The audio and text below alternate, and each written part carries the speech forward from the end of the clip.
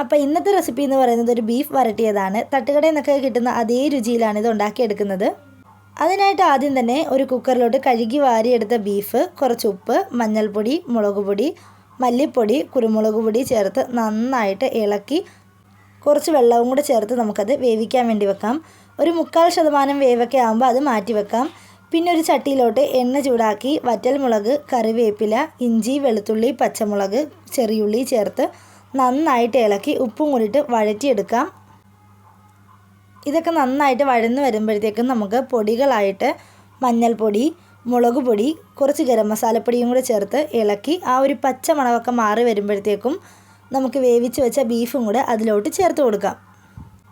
ബീഫിൻ്റെ ആ വെള്ളമൊക്കെ വറ്റി വരുന്നത് വരേക്കും നന്നായിട്ട് കൈവിടാതെ ഇളക്കിക്കൊണ്ടിരിക്കണം. അത് കരിഞ്ഞു പോകാതെ സൂക്ഷിക്കണം. ഇത് ഈ ഒരു പരുവമൊക്കെ എത്തുന്നത് വരെ നന്നായിട്ട് ഇളക്കി കൊടുത്ത ശേഷം നമുക്ക് അതിനായിട്ട് നൈസായിട്ട് അരിഞ്ഞ സബോളയും കുറച്ച് തേങ്ങാക്കൊത്തും കൂടെ ചേർത്ത് ഒന്നും കൂടെ ഇളക്കി കൊടുക്കാം. അടിയിലൊന്നും പിടിക്കാതെ ശ്രദ്ധിച്ചാൽ മാത്രം മതി. അടിപൊളിയായിട്ട് സിമ്പിളായിട്ട് ഉണ്ടാക്കാവുന്നൊരു റെസിപ്പി തന്നെയാണിത്. ആ സബോളയൊക്കെ ഇതിലോട്ട് നന്നായിട്ട് ഒതുങ്ങി ചേരുന്നത് വരേക്കും ഈ ഒരു പരുവാകുന്നവരേക്കും നമ്മൾ ഇളക്കിക്കൊണ്ടിരിക്കണം.